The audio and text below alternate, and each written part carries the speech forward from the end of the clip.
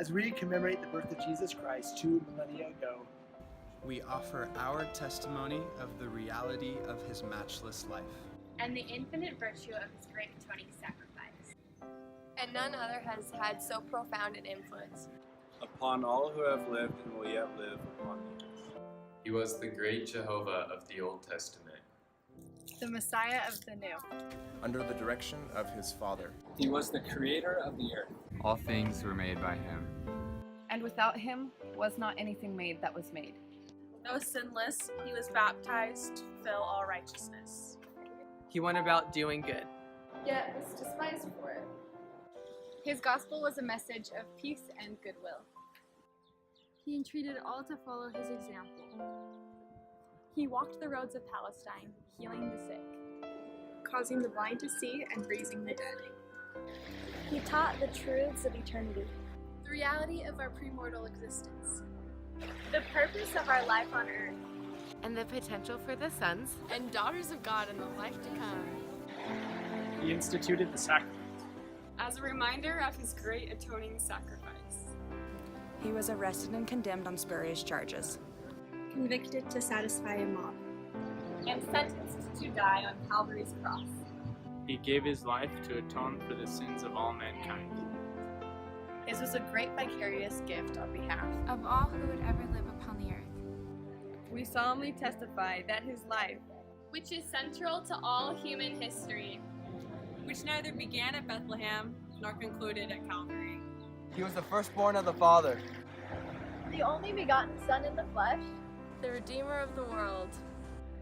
He rose from the grave to become the first fruits of them that slept. As risen Lord, he visited among those he had left in life. He also ministered among his other sheep in ancient America.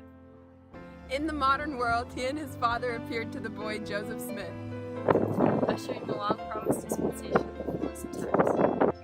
About the Savior, the prophet Joseph Smith wrote, "His eyes were as a flame of fire. The hair of his head was white, like the pure snow. His countenance shone above the brightness of the sun. And his voice was as the sound of the rushing of great waters. Even the voice of Jehovah, saying, I am the first and the last. I am he who liveth. I am he who was slain. I am your advocate with the Father." Of him the prophets also declared, and now, after the many testimonies which have been given of him, this is the testimony, last of all, which we give of him, that he lives, for we saw him, even on the right hand of God. And we heard the voice bearing record, that he is the only begotten of the Father, that by him and through him and of him the worlds are and were created, and the inhabitants thereof are begotten sons and daughters unto God.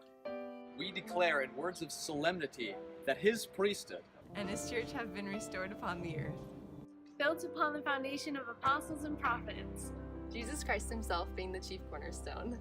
we testify that he will someday return to earth. And the glory of the Lord shall be revealed, and all flesh shall see it together. He will rule as King of Kings and reign as Lord of Lords. and every knee shall bend, and every tongue shall speak in worship before him. Each of us will stand to be judged of him, according to our works and the desires of our hearts. We bear testimony as his duly ordained apostles, that Jesus is the living Christ, the immortal Son of God. He is the great King, Emmanuel, who stands today on the right hand of his Father.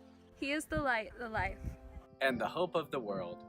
His path is the way that leads to happiness in this life, and eternal life in the world to come. God be thanked for the matchless gift of his divine Son.